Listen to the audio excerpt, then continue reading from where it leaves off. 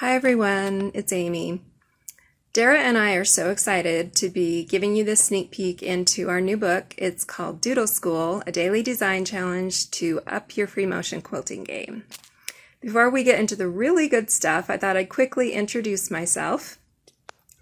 I'm based in northern Utah. I've been running my long arm quilting business here for about 4 years. It's called Dapple Things Quilting, and you can find me on Facebook and Instagram at Dapple Things by Amy, or go over to my website, dapplethingsbyamy.com.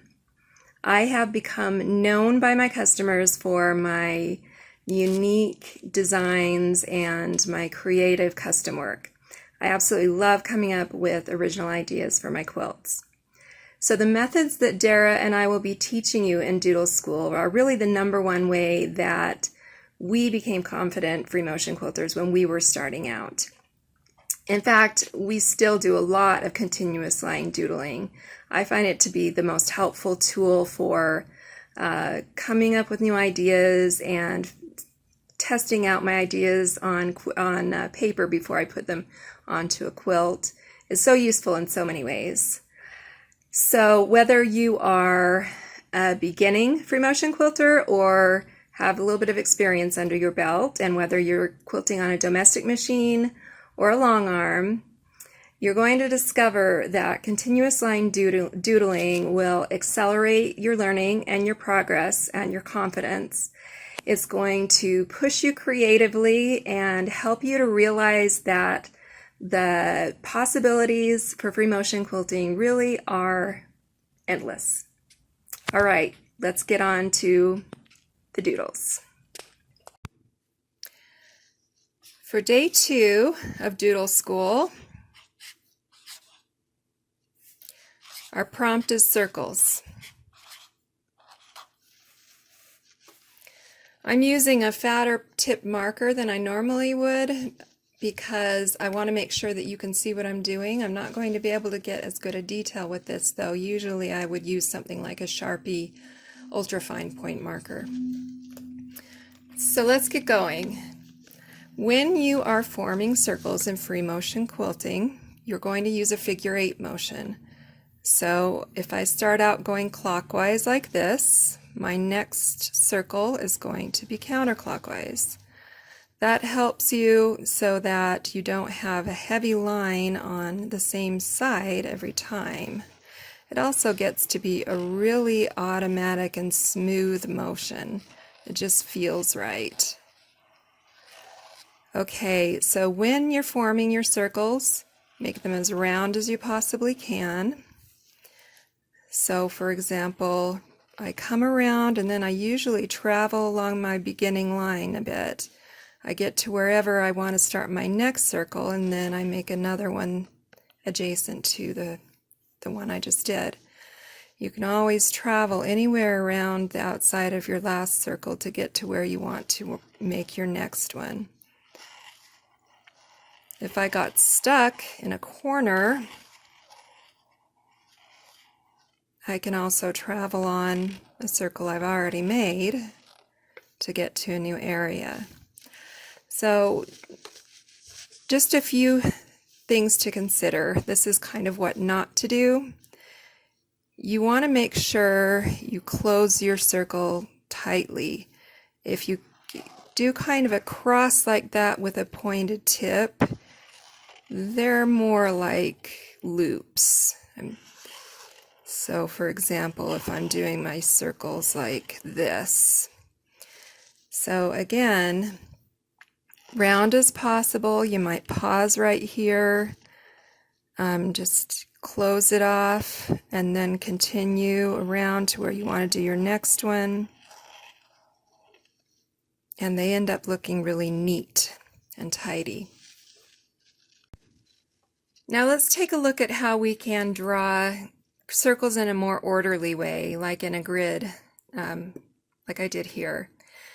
So if I were doing this on a quilt, I would use some kind of a quilter's marking tool, like a water-soluble marker or a friction pen, whatever you prefer, and I would mark out the grid inside the square space that I'm going to be quilting.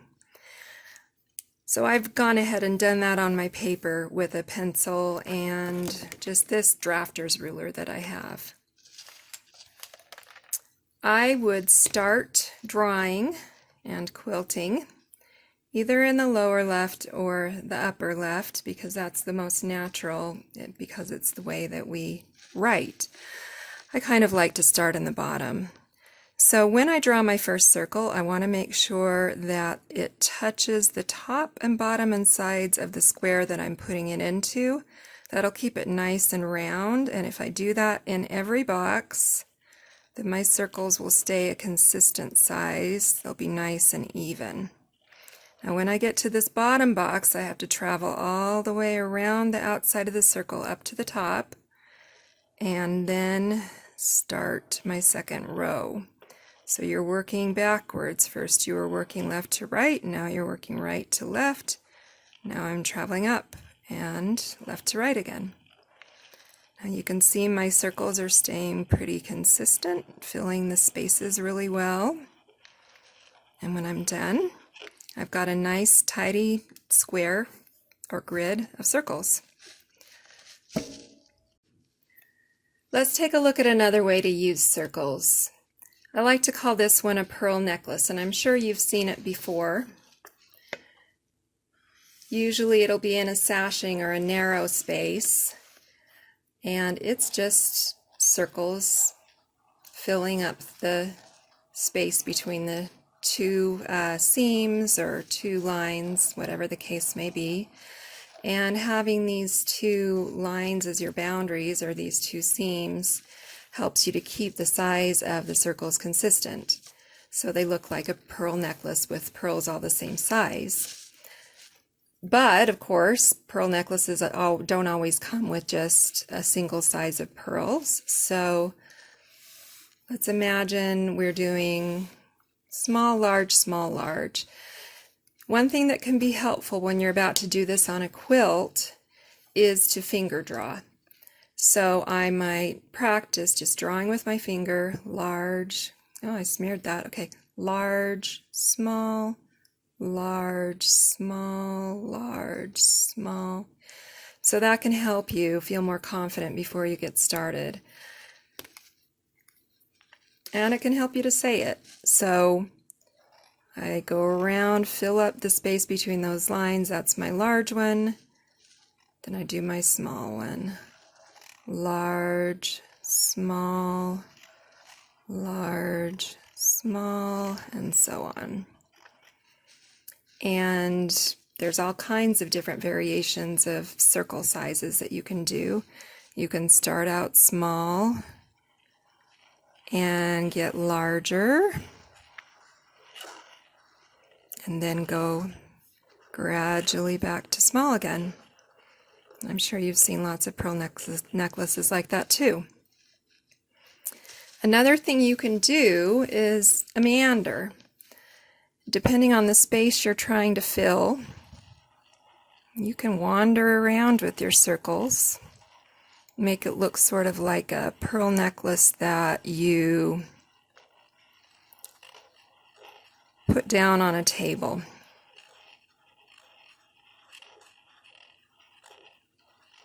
You end up with something like that. And you can fill up a space really nicely that way. So those are our pearl necklace designs. The final design I'm going to show you is one that I like to call an abacus. So this reminds me of an abacus with the beads on it. So if you want, you can mark this out in pencil on your paper or with an erasable marker on your quilt.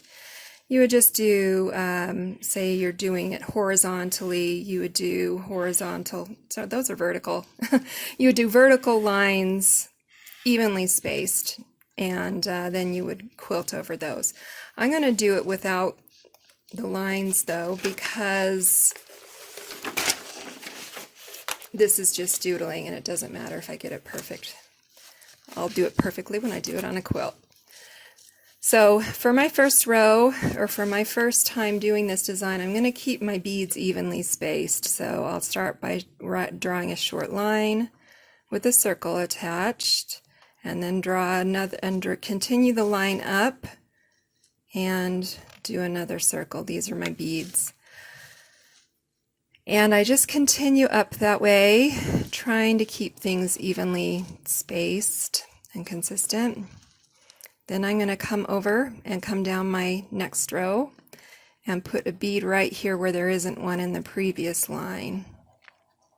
And that'll help me keep them evenly and consistently spaced as I go along. Do the same thing working up. And I try to remember, if to alter the directions I'm going when I draw my circle beads, so that they aren't all heavy on the same side. When you quilt this with your thread, if you're tracing along on the same side each time, it starts to make them look unbalanced. Okay, so there's some rows of an abacus where everything is evenly spaced out. But of course you don't have to space them out evenly. You can make it completely random if you want to. So I'm going to just kind of do an example of that. Do as many beads as you want. Draw a line, as long as you want it. I'm just going to do one bead there. Maybe I'll do 2 beads here. And then come over to my next line. And there's no rhyme or reason to this. The point is to make it random. And that makes it actually more like an abacus. Okay. So when you're done, it has a random look to it that's kind of got a personality of its own. It looks really cool, I think, for modern quilts. So there you go. That is the abacus design. I'll see you back here for day 4, which is going to be leaves. Welcome to day 4. We're doing leaves. So I have a lot of fun with leaves. I really enjoy quilting them, partly because there's so much variety, so many different shapes and sizes, and so much, you can add a lot of detail or not, whatever you choose. I'm going to suggest a little activity that I think you could have a lot of fun with. Just go for a walk and gather as many leaves as you can, as many different kinds.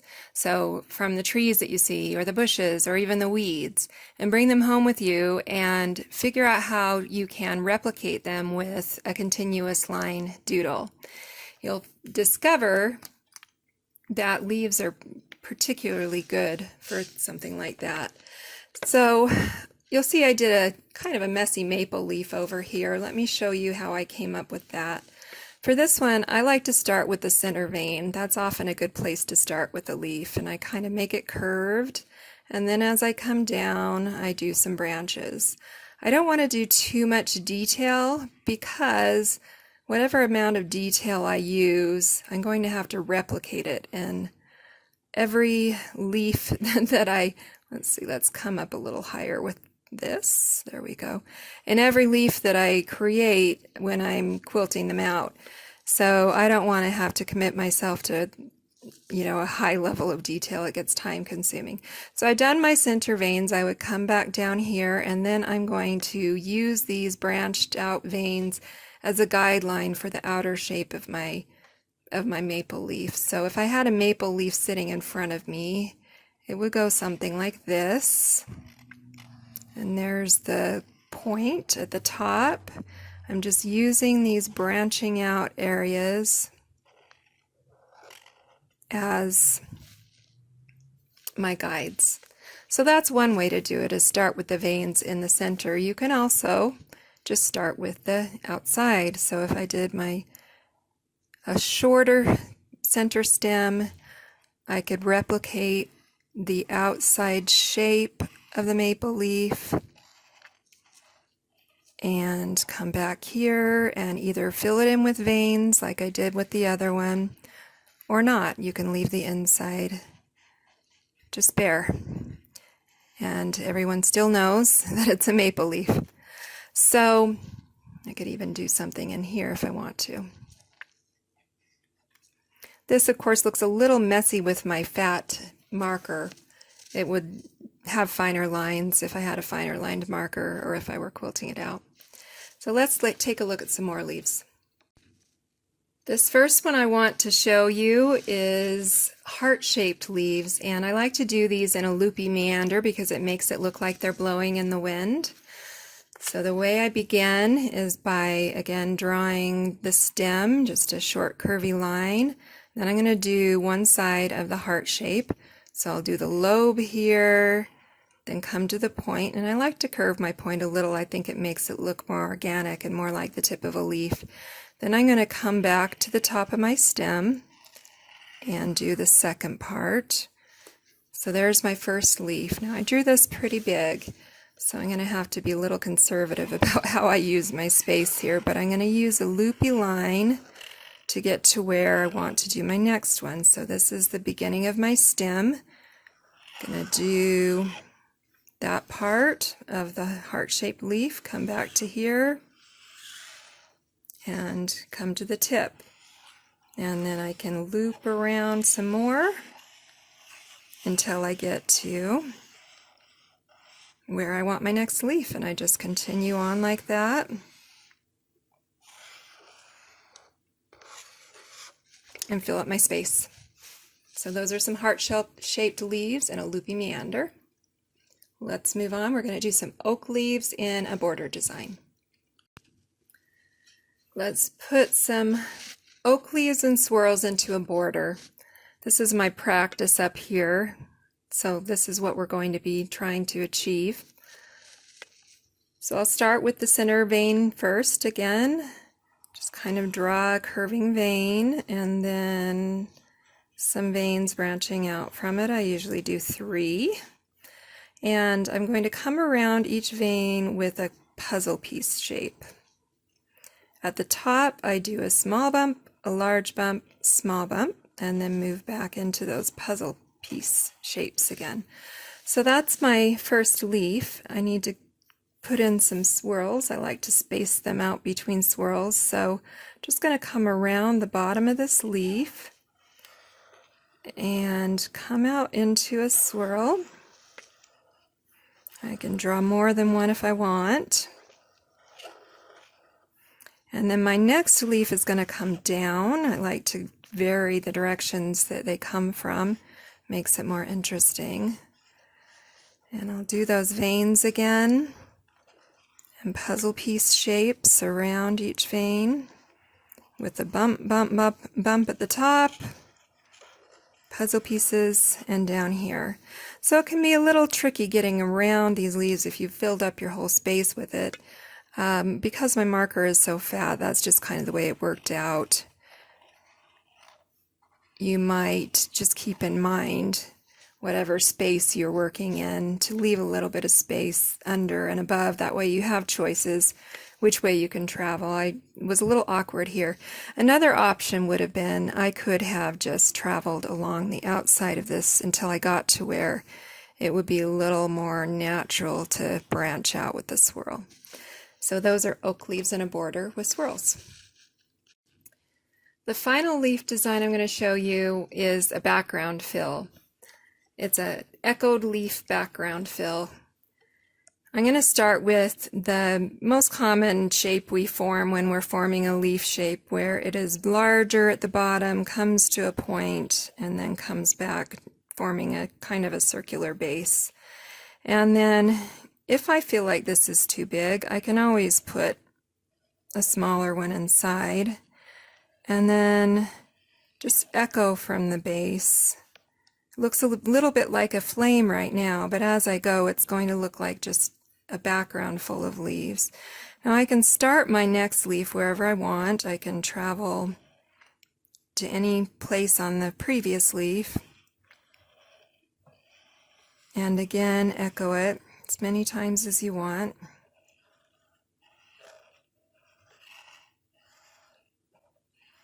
I like to make it look sometimes like there's just a bit of a leaf peeking out. That's what you would see if you had them all in a cluster. So it's kind of fun to just put part of a leaf just peeking out the side.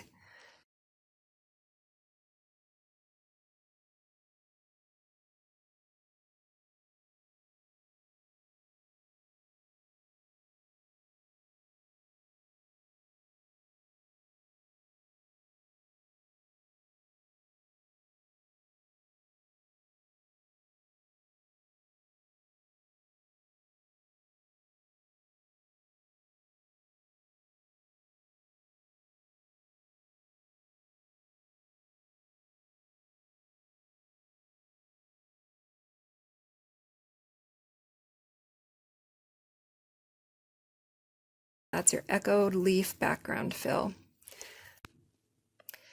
That is it for leaves. Thank you so much for being here and watching this video. I hope you enjoyed the sneak peek into Doodle School, a daily design challenge to up your free motion quilting game. I hope you will go and grab your own copy of the book. I promise you it is packed full of tips and tricks and techniques, all kinds of different designs for you to try. It'll encourage you to explore. All the different prompts will give you ideas. Plus it's got original designs that Dara and I have created ourselves, so many that you've probably never seen before. That's all for now. Again, thanks and happy quilting.